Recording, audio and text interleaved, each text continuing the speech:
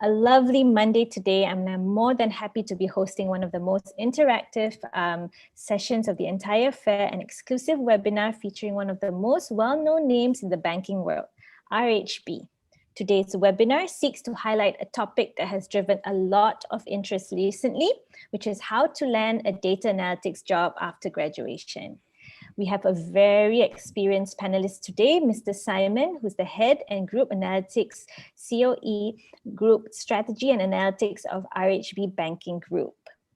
Just before I pass the virtual floor to Mr. Simon, I'd like to urge all our viewers to send in your comments and questions in the chat box and stand a chance for our speaker to answer them live here only on Graduate Aspire. Team Graduate will also be giving away Shopee vouchers to 5 selected questions or comments from the chat box. Lastly, don't forget to vote for RHB as Malaysia's most preferred employer 2021 at the Graduate Brand Awards. Without further ado, I'll be passing the floor to Mr. Simon. All yours. Thank you. Good afternoon, everyone. Let me share my screen. I hope everyone can see my screen. First and foremost, the topic of my discussion today is how to land a data scientist job after graduation. So I think we're going to take you through 30 minutes of an introduction of what a data scientist does. But before that, let me give you some perspective in terms of the job function, the roles, the responsibility. So that's what I'm going to do in the next 30 minutes.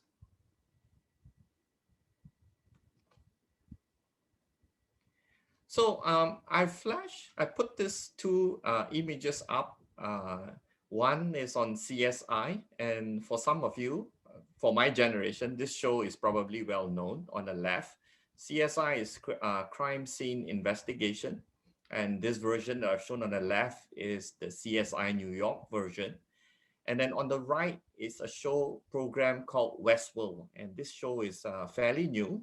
I think it's still showing in some of the channels in Astro. Now, why do I put up these two images? The reason I put them up is because of the relevance.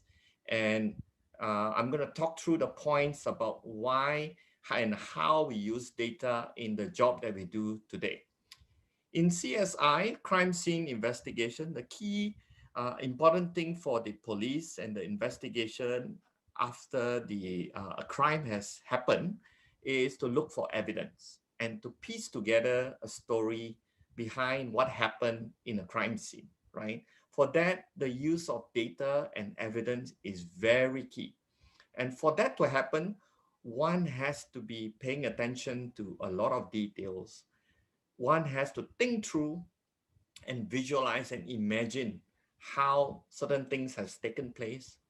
And therefore, it's very important how you relate to using data and evidence to put the picture together, right? On the right is this program called Westworld. And some of you may have seen it because it's more recent, right? Why is this show important? To me, this show is very important because it is the probably reflection of our world and our environment 20, 30 years from now, where you will have artificial intelligence and robots who walk amongst us. And in there, embedded in there are machine learning algorithm, artificial intelligence that mimics a human being, right? And to me, that is very close, 20 to 30 years away. And to me, this is also ambition on a vision that is closing in, right? About how we are interacting with robots and the future of usage of data and all the tool set that we are currently exploring today. All those will come into fruition in the near future, right? So I wanted to show these two images to you so that it sticks in your head. The roles that we do, the job that we do, it's somewhat similar. And if you can relate to this, then it's good. Now, Group Analytics COE. COE stands for Center of Excellence in RHB today. It's a new function. We are a new kid on the block 2 to 3 years old in the organization. But as a new function, we today play a very key important role in the organization. Why? It's because we are the center that drives and value adds key work that business units and function will leverage on. The second one is as an area, we are actually trying to drive business value and trying to drive change using data to show to the organization that with data, you can make better decisions, right? And the third point here is to drive better business intelligence in decision support, leveraging internal and external data. Today, data is available everywhere around us, including the bank. The banks and probably telecommunication companies are probably the two biggest company or industry that has huge amount of data available. Of course, there are companies like Google and companies like Shopee, which are all digital native, but the banks and the telcos happen to be two industries that have a lot of data. And with a lot of data, you can do a lot of things, right? On the right, if you can see on the slide, our long-term ambition is actually to become a data-driven company. While we are a bank, we recognize that because we have a lot of data, we can actually transform ourselves to be a technology company. And because of that, AnalyticsCOE, which is a player in the organization, sits in the central role, right? Why? Because we will become a major player in the data ecosystem as things progress along, and with transactions, banking transaction, payments transaction moving around, we will certainly play a bigger role in the economy. Secondly, we today have started partnerships with players around the ecosystem, whether it's the telcos, whether it's digital players, whether they are clients, whether they are suppliers of information. We are part of an ecosystem, and through close partnership, we are able to tap on the growth and the ability to enrich ourselves with more data about our customers, right? The third pillar is called data and robust infrastructure. As our long-term ambition, we strive to actually make sure that we have the robust infrastructure to ensure that we can leverage this infrastructure to scale and grow fast, right? Because data is growing exponentially. The fourth pillar is called branding and presence. This is what I'm doing today, which is branding and presence, to tell more and more people about the investment the bank is doing to try to enhance our presence and our branding, because as more and more of you understand our intent and our objectives, I think more and more of you will understand you can actually play a role, and you can also apply to this to be a part of this ecosystem, right? Talents and knowledge is something that we have recognized. The bank has recognized as key and important investment to do, because it's only through talent and knowledge that we will be able to bring the organization to the next level.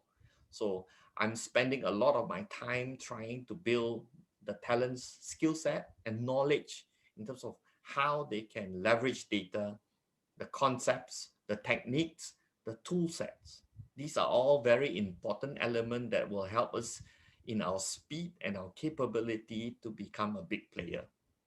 Last but not least, RHB has been around for many decades, right? And it is important that as we move into the digital economy, the organization and the culture is taken care of. What does it mean to work in the digital economy? How fast does things move? What are the processes that we need to perhaps eliminate? And what are the new processes that we can bring to the organization, right? To do all that, we have recognized that it will be a key important thing to do all that to transform ourselves into a data-driven technology company.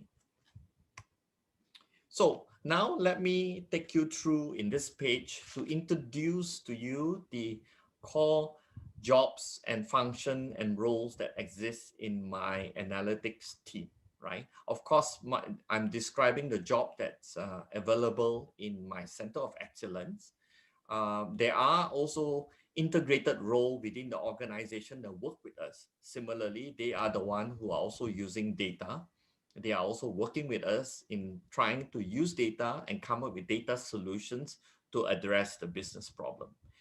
On the top left, you can see there's a group of people called data engineers. Now, data engineers, as it sounds, are actually in the organization because they drive the best-in-class platform data capability for the group. As data engineers, their job is actually to manage the big data infrastructure. We today have invested in the Cloudera platform. So this big data platform is fairly sophisticated and complicated. So the roles of this require more technical skills.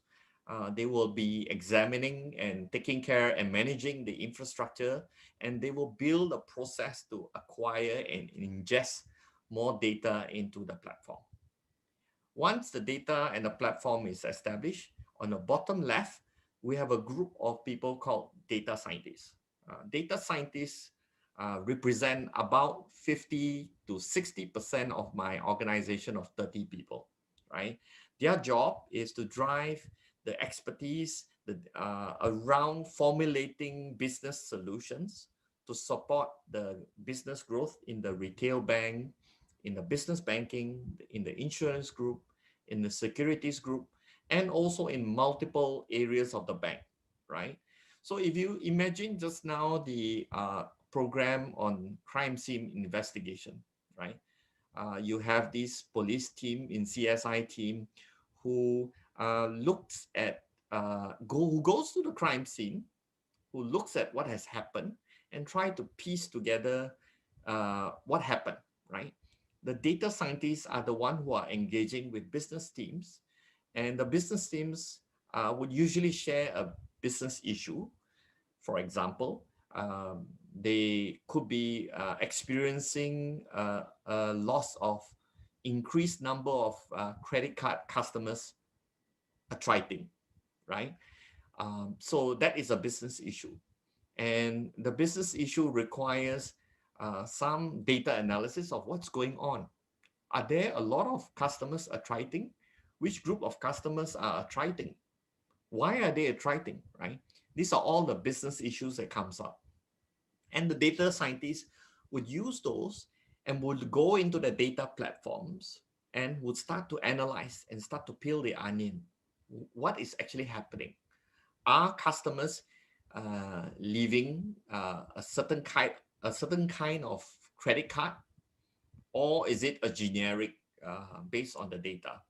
So they will investigate, and then once they formulate a hypothesis of exactly what is actually going on, truly there is potentially a group of customers that are dissatisfied because of a fee that's being charged to a particular credit card, then they will formulate their hypothesis saying that perhaps we should address this problem by removing the fees that's being charged based on the data that they have seen.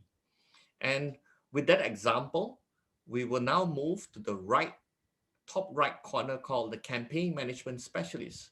Now, this group of people will work with the data scientists because they are the one that drives the communication and engagement with the customers. They will be the one that will work out a particular campaign with the business team to address a business issue. So, for example, you could be getting a particular offer or special campaign, discount, cashback, or a voucher. Now, all those happen because of the team that works behind the scene in the campaign management group. They are the specialists that knows what particular channel to reach out to a particular group of customers. For example, in the earlier example of a credit card attrition, they will be the one who sized up the group of customers that we should communicate with and offer to reduce a fee in the card so that customers don't attract, right? So this group of campaign management specialists are involved usually in the area where they will craft together um, a group of customers. They have to extract a group of listing. They will also be working with different groups to work through the process of how we will engage the customers. Then we will see the results of the offer to the customers, and then they will be the one who track actually how many customers actually took up the offer of a fee waiver, for example, for the credit card, right? So the campaign management specialists are involved in the communication side to the customers. Last but not least, I have a fourth group of people. This tends to be very more technical and experienced. This group of people are involved in data science, artificial intelligence, and machine learning. They are also innovation experts. Now, the reason why I have this team is because the AnalyticsCOE continues to want to leverage new tools in the marketplace. And in fact, every day, sometimes we discover there are new tools that people have designed. There are new solutions that vendors produce that comes into marketplace. And I have a small team here that specializes in looking for all these new tools and how we can bring that tool into my environment for the data scientists, the data engineers, and also the campaign management specialists to leverage and use and play with, right? So the experts are the one that look out for such tools, and we look out for tools that can help us use it to add value to the organization. So these are the four groups of people that exist in my analytical center of excellence. These slides, I wanted to put these slides here because I wanted to share, right, in these four main functions, there are specific core competencies that we look for if you would like to join this group, right? For example, in the area where I earlier talked about the data scientist group, we have divided on the top box called the retail analytics chapter. We have a business banking, commercial banking analytics chapter. The difference between the two is one deals with individuals, you and me, who has an account, whereas the second box called SME and commercial are actually companies. We are using data to analyze companies also, right? And on the bottom side, you can see in light blue, what are the core skills that we look for? There's a programming skill called SAS. There is also Python programming. Python programming, as I understand it, currently in most universities, these are taught widely. And of course, what is a third important pillar is business acumen. This is something that perhaps fresh graduate may not have, but it is something that is critical that we will teach if you are selected to join us, right? And of course, when we talk about business acumen, we are talking about skill set that relates to the business, how a product feature works, how do you look at the profit and loss statement, and how do you translate that to the data that you're looking at? So, or you look at an area called fraud analytics, right? The next pillar called functional analytics chapter. This group deals with other parts of the bank like fraud, like AML, which is anti-money laundering. You look at the area called risk, finance, group IT, group operations. It's actually the group that relates to non-business, right? It could be human resources, right? So the role of this area and this chapter is actually to use data to drive value, right? For example, in the fraud analytics area, the bank is trying to prevent fraudsters from stealing money from our customers, right? How do we use data? How do we use data and data solutions to track down who these fraudsters are? Where are they? Are they even in Malaysia? You know, the scams that you listen to these days where there are all the phishing scam, the Macau scam, all these scams, some of these people do not sit in the country. It is through data and the use of data and analytics that we are able to track them down where they're hiding, right? And for us, we're trying to prevent fraud from happening, right? So this area in the area of fraud analytics chapter is one that deals with non-business related chapter and work around trying to come up with business solutions or data solutions that address the business issue. The third group is the data engineering squad. That's the one that we deal with data engineers. This group tend to be a little bit more technical because they deal with sophisticated platform, like I earlier alluded to, Cloudera platform, and the data warehouse technology. DWH stands for data warehouse. Data warehouse is a name that we use to describe data, huge amount of data where we are putting them in a warehouse. In a warehouse, why in a warehouse? Because a warehouse would have a place where you know how to look for them, and it houses a lot of information, right? Um, so these people will have to be skilled in technical skills, programming skills that they would use in their day-to-day job, because they're going to import and ingest data from all areas to the big data platform. The campaign analytics squad, as I earlier described just now about their work, where they are the one that sends multiple offers to customers basing on the campaign that we are doing, right? So here they are going to be skilled in SAS, which is the data mining programming skills. Unica is the platform that we have in the bank that deals with campaign management. It's a platform, drag and drop platform, that allows us to select certain things before a campaign is rolled out. So for this role and function, you would need business process knowledge, because you will be looking at how, once the data goes out to the telco, if for example, a campaign is done through your SMS, your phone, how do you track the success of a particular campaign, right? So you need to be a business process knowledge person.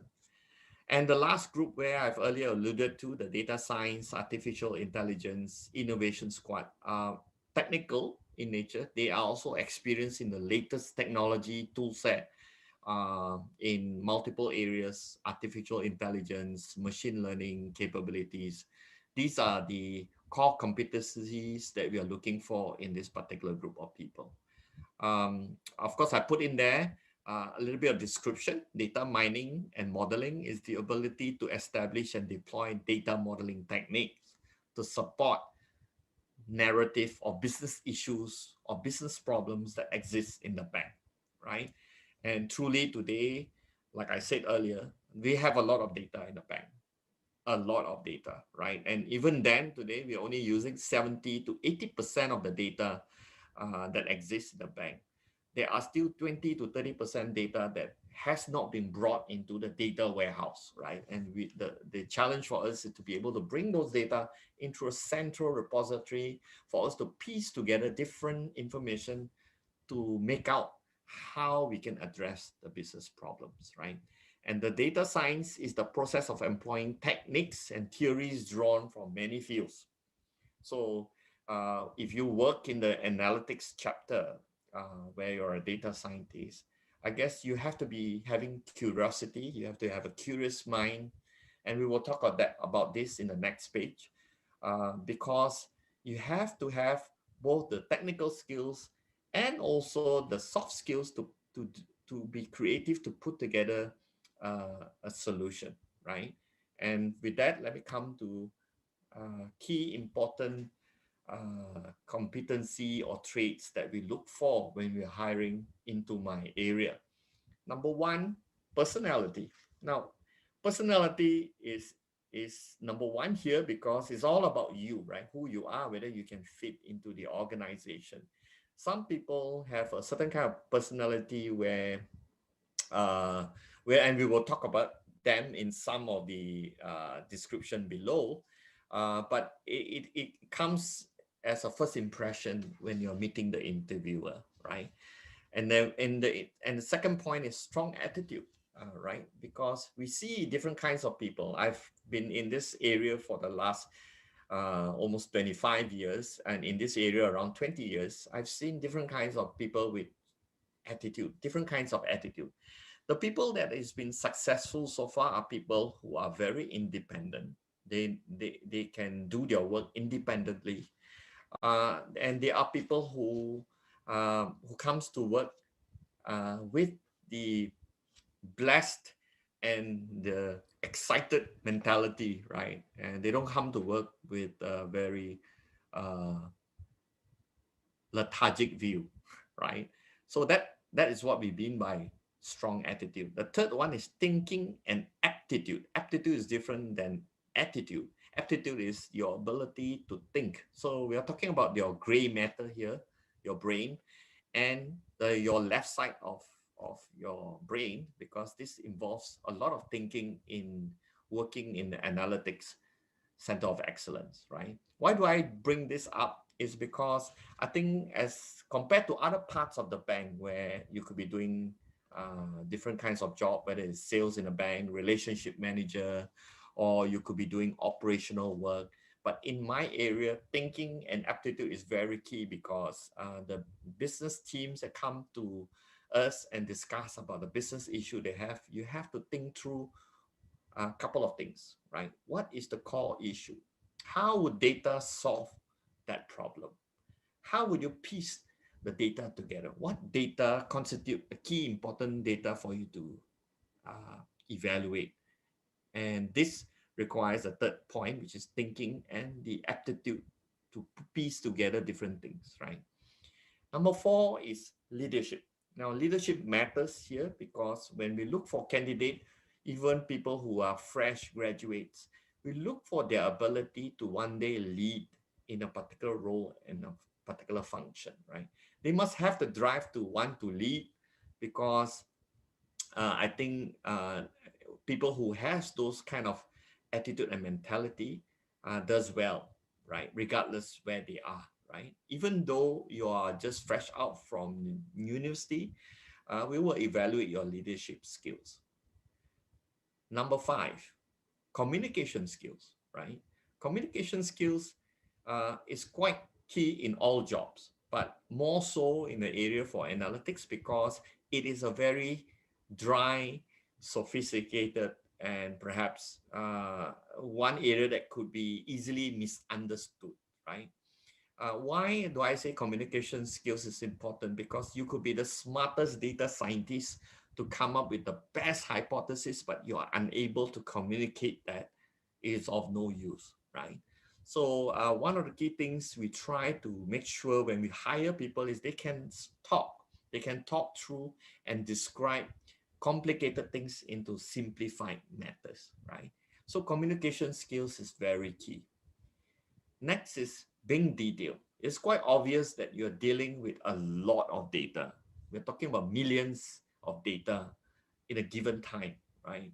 And your ability to write codes and programs require you to be very detailed, right? You cannot be missing out 1 0. It means different things to different people, missing out a character or a zero in that sense, right? So being detailed is quite key in this area.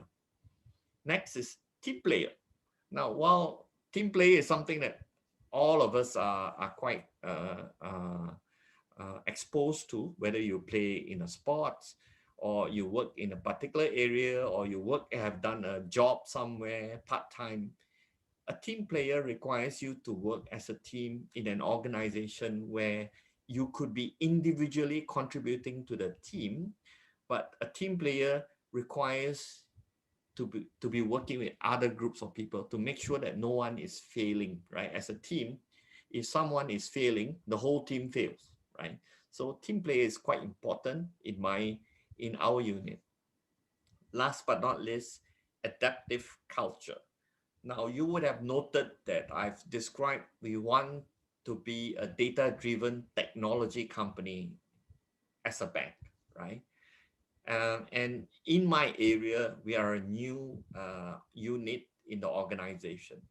Even as we go through this whole process being new, we are also slowly adapting to different circumstances, to different new technologies that have been introduced, right?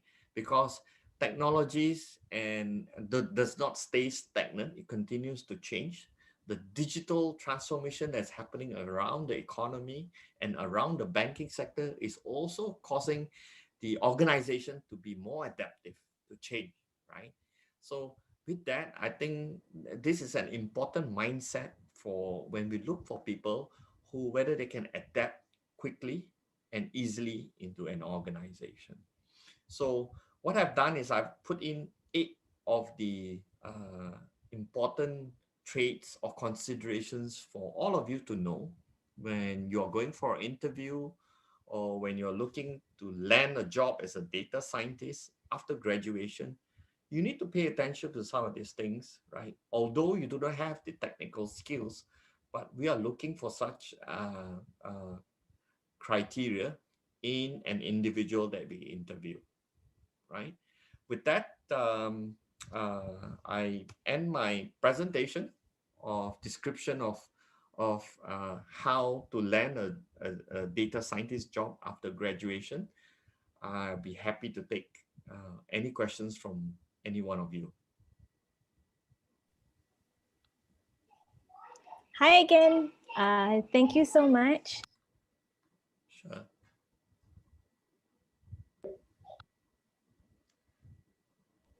Hi, everyone.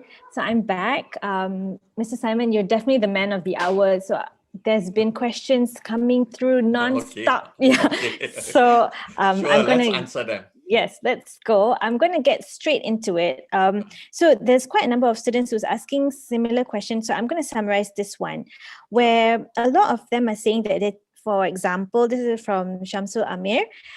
He's taking a Bachelor of Banking and really wants to learn about getting into data analytics. So the question is that how, what certificates or where can he learn more about this? So I know there's CADS, there's a lot of others, but maybe you can recommend, especially which courses. There's, the world of data analytics is actually really, really wide right now. Maybe you can give these candidates some guidance as to how to direct themselves through this journey. Sure. I think first and foremost, as I described earlier, the core competency that we're looking for. Now, I think a lot of universities today are already teaching Python or R, right? That is like a lingua franca for a lot of the jobs that are available for data scientists and data modelers, for another keyword that you may hear, right? So number one, if you have skills that relates to Python, especially for RHB, Python is a key one. And the other one is, I think some schools are teaching SAS also. SAS is the data programming language that banking are using today. A lot of banks are using SAS because it is widely used is because it's very intuitive and it's a solution that works well within the banking industry, right? So if you have two of these and you're a fresh graduate, you are likely to get into an interview already because these are skills that the bank needs today, right now, right? So third point that we talk about business acumen and all that, if you're a fresh graduate, you're unlikely to have any experience, right? But internships sometimes help also if you're involved in a banking internship with a bank in a particular area. It opens up your eyes about how big the bank is. The bank is very big, actually. There are so many functions. That's why I said there are a lot of data in a bank today. For a data scientist to practice in a bank, it's like near nirvana because there's so much data that we can play with, right? Of course, you can join a digital play native like Shopee and Lazada, but again, they are only involved in the digital realm, whereas a bank has got physical form and digital form today. And there are a lot of things that we cover in a bank, right? I have just covered one area, which is my area alone, right? And where the question about how to land a job with what skill set, we look for Python, we look for, some banks look for R, but we're looking for SAS. And some parts of the bank use a statistical tool called SPSS, which is almost similar like SAS, Thank you, Mr. Simon. I think you also answered one of the questions from Wan Chiu Yi. She was also asking about, some of the relevant skills or softwares that they need to capture. Sure. Mr. Simon, if you don't mind, there's actually some feedback. If you can actually close Speak this, the slide, if you can close so that they can see you clearer. Yes, Yes, there you okay. go. So now it's going to get a bit more personal.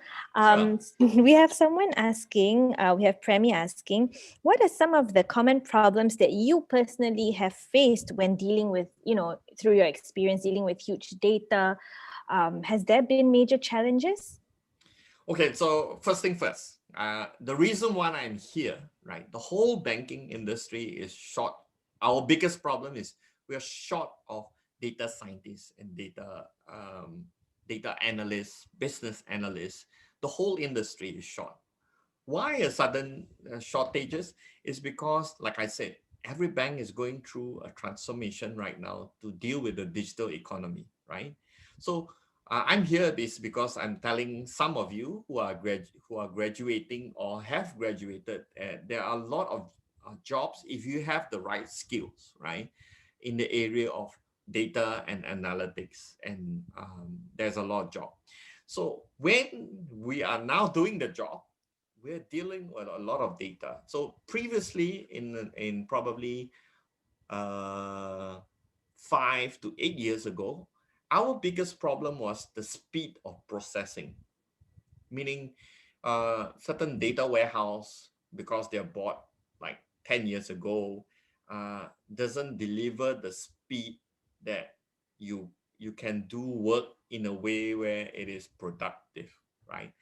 Now, today, that's all gone with the technologies that we have built on Cloudera, the Hadoop, the ability to process information through multiple processing on a cloud infrastructure. That's all behind us now, right? Of course, there are different sets of problem.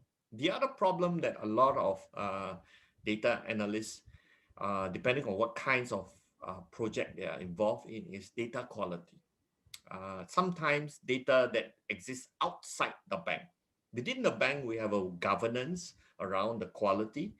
Outside the bank, when we ingest things like social media data and all that, you have data quality problem. You are not all data are clean, not all data are filled. There's some empty ones, right? So that has been a challenge for the bank when we are trying to deal with unstructured data or external data, right? So some of the key challenges that I used to face, like takes a long time to run something, has all gone away because of technology. That's why you can see how I've devoted a team that helps us look out for new tools, new technology to help us to overcome new challenges that we'll be facing, so that we adopt the latest, and we will invest in such things, right? That's something really good to hear. And it's really also, something positive to know that the banks are looking and RHB is looking. So on that note, I have a question from Ms. Jessica, who's saying that, hi, Mr. Simon, as a data science fresh graduate aspiring to be a data scientist, what kind of roles does RHB offer, for her or any other talent? Sure. So we are going to go big on this in the next couple of months. My HR colleagues are also involved here. One of the things that we will do, number one, is we are going to create a management associate program for AnalyticsCOE alone, right? And that one, I think we will start with something like 8 or 10 jobs. That will likely to increase next year, right? If you are part of a management associate program for AnalyticsCOE, you will go through the rigor of multiple areas in the analytics realm, right? So you could be parked as a data scientist and then rotated to become a data engineer, and then to be rotated to do campaign management. And eventually, if you have the right aptitude, we may even, on a rare occasion, park you under the area of data science, artificial intelligence, and machine learning to get you some experience in that area. On top of that, because like I say, we are a center of excellence, we have the hub and spoke concept. We are the hub, the spokes deals with the business teams, right? We may require you a rotation to the business team where you have a different kind of business acumen or knowledge, right? And again, this program may be extended in the near future. They are also looking for data scientists, right? Not just the center of data, not the not only analytics COE is looking for people. It is in the business team that needs to have a data specialist too, right? So like I said, the bank is slowly transforming, and we will see a lot of job openings related to data science, data modeling, data engineering, if you have a lot of interest in this, right? And of course, the advice that we always give sometimes to fresh graduate is your CV needs to make sure that it's perfect, meaning there is no spelling error. There is, even up to now, when I delegate this responsibility to my hiring managers who work for me, and then the CV comes to me. The reason why CV comes to me is once they have shortlisted somebody to work for my managers in my group, I intend to interview them to make sure the component that I shared with you just now about the 8 traits, I will be the one who determine whether you're a team player, whether you fit the organization that I'm building right now. The last 20 years, I've tried to build a family-oriented organization where everyone helps each other, right? And to do that, I will assess you whether you fit in the organization, and there are things that I will look for. And unfortunately, when I look for people and I will look at their CVs, I find that a couple of things, right? People make those kind of mistakes that they should not make in their CV. Number two, they don't always put in things that is relevant to the CV or the job, right? So, yeah, those are some advice that I can give. I think those are very useful because, I mean, from my experience as well, I find that ensuring a fit between all the employees is actually critical and crucial to ensure success in your projects and everything. So we have a question here from Ching Wen. So I'm assuming she's a fresh graduate, and taking on your points just now, you mentioned something about being independent and also a team player. So her question is about something like, where do you find that balance? How do you draw the line? Because as someone new coming into the job market, you've been told that you need to be independent, but that you have also been told that you need to be a team player. And the dynamics are a bit different from doing a university project, for example. Sure. So just a little bit of your experience in that sense and some advice. Sure. I think we have seen that in the latest batch of management associate who that comes to my area, right? We have people that wait for things to happen. So this one talking about attitude, right? Wait for things to happen, and people who make things happen, right?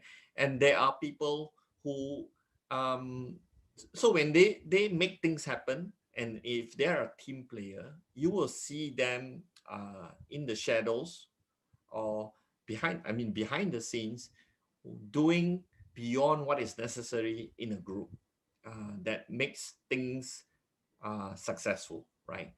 They do not necessarily always draw the line, right?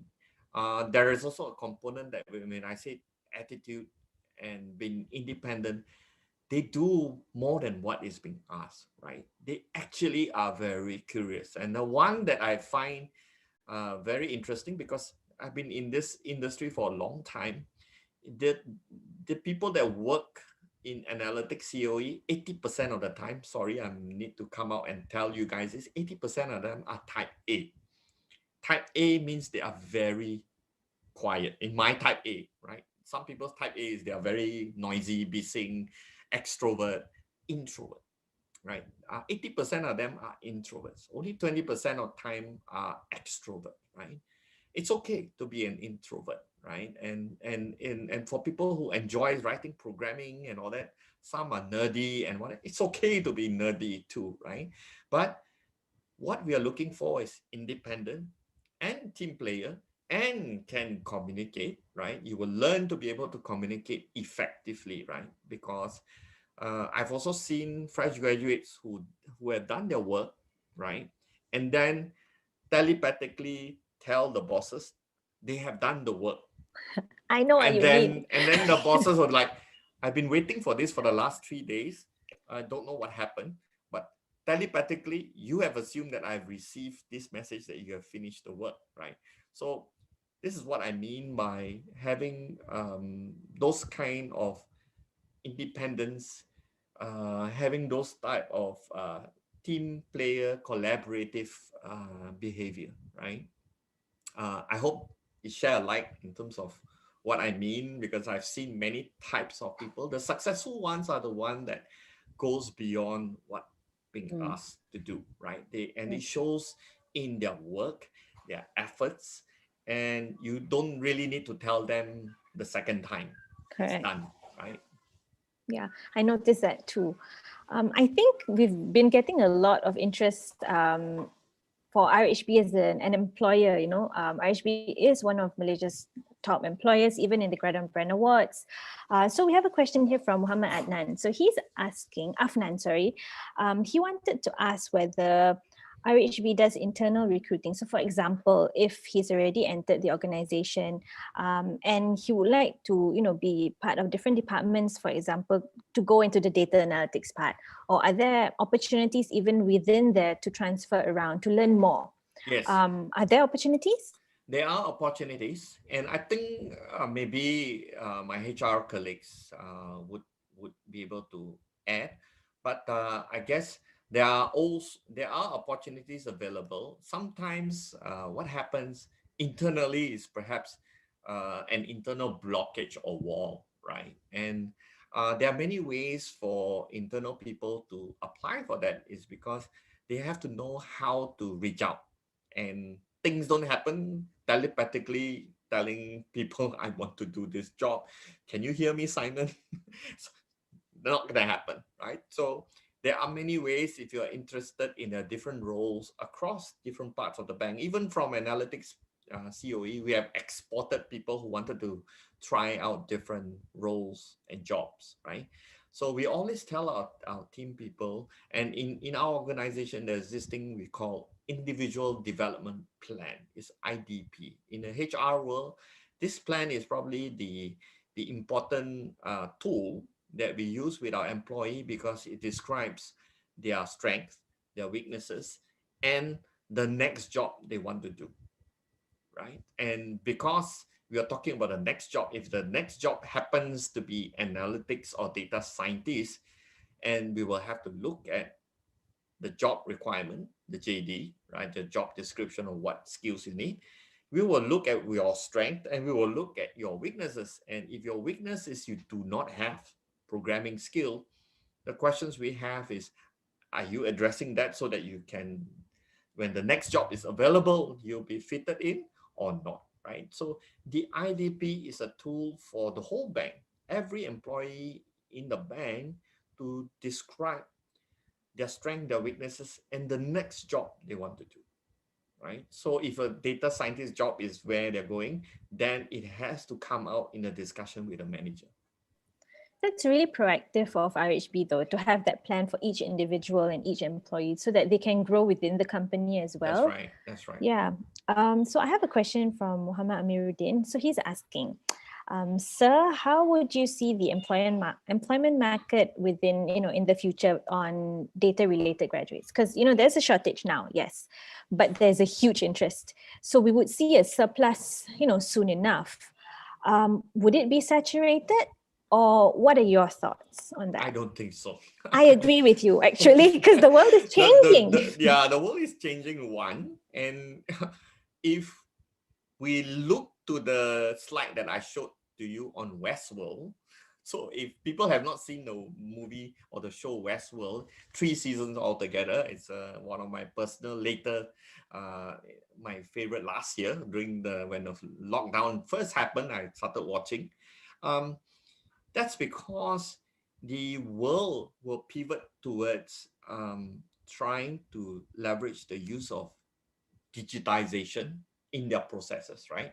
So if you look at our current world right now in Malaysia, for example, where MCO happened, you have companies that used to sell physically, they can't sell physically anymore, right? So what do they need to do? They have to sell online, or they have to get on board Shopee, Lazada platform, right?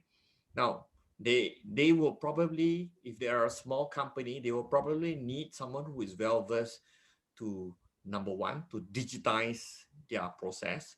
Secondly, to, after a year of doing trading or selling online, they may want to analyze things, right? And of course, Lazada and Shopee may have some analysis done, but if you're a bigger company, you probably want to have a team set up, right? And we are talking about thousands of merchants that will grow bigger and bigger. Some will close shop because MCO has really hit some of the businesses, right?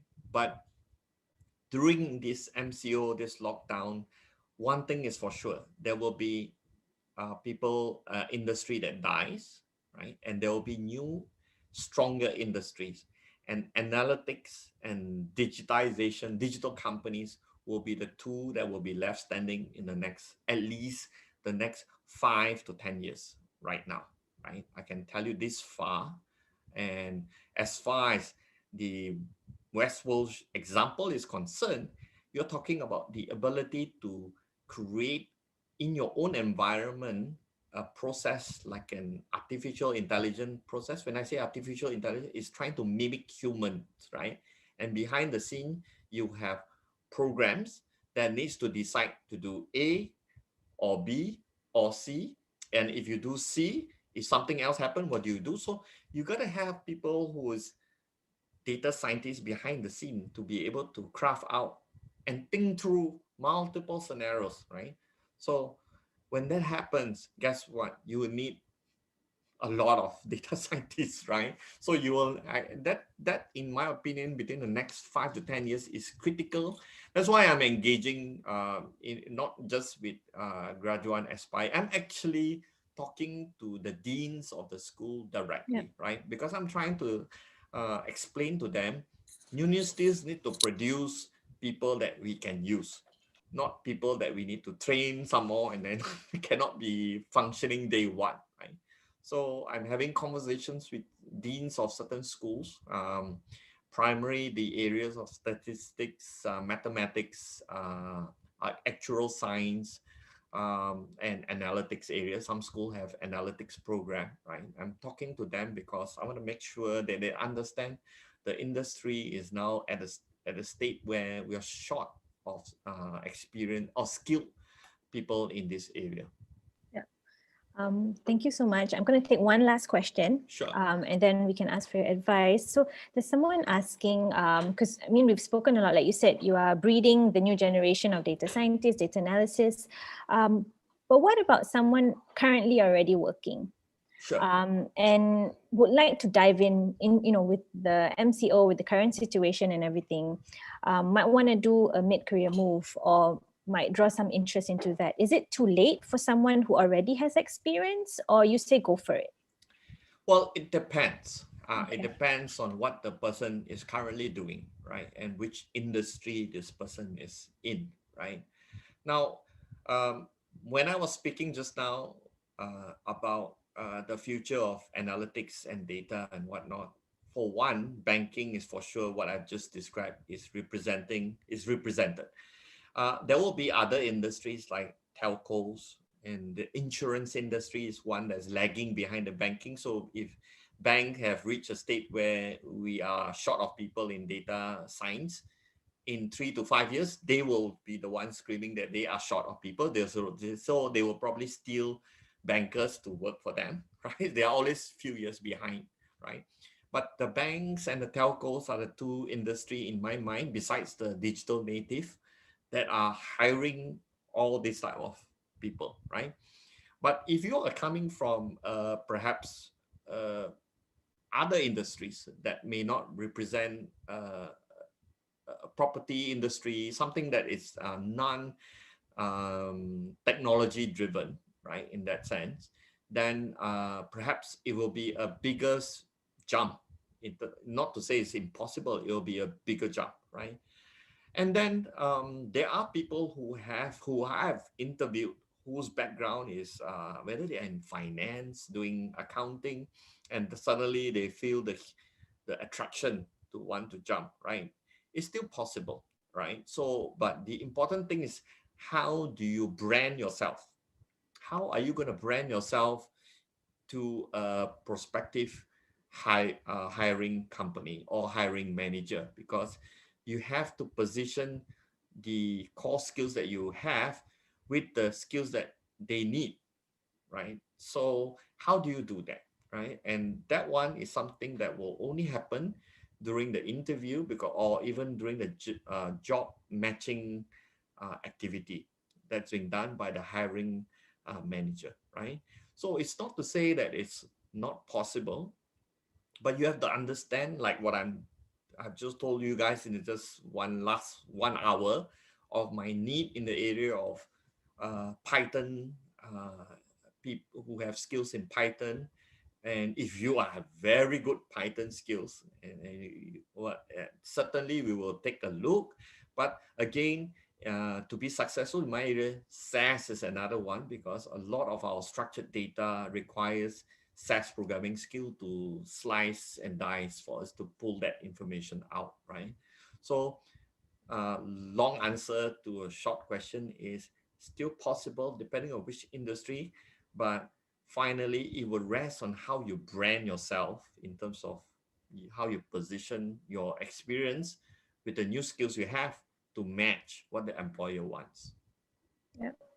Thank you so much, Mr. Simon. I think it's been very insightful because you're telling everyone the truth. You know, this is what it is. There are jobs, but there are skills that you need to have. That's right. And, you know, now's the best time to actually upgrade yourself. For all of you looking around, RHB has so many opportunities for data scientists. As Mr. Simon saying, the industry is growing, RHB is growing. So I'm going to end off here with one final, question. Just, Mr. Simon, could you give some last words of advice for our, viewers? They've actually enjoyed the last hour. Sure. Maybe just some final words. The world has changed. The COVID has brought a lot more changes to a lot more in the economy, has brought significant changes, right? And if you read between the lines, and if you have been part of this situation, whether you're in school still or whether you're coming now looking for a job, right? I've just elaborated to you the different skills that is needed in my area. Of course, in RHB, we are also looking for people in a digital area, in digital banking, right? And there is also a group of new skill set that we need in group IT, right? These three is the forming the future of the bank in RHB, right? Digital, analytics, and IT, right?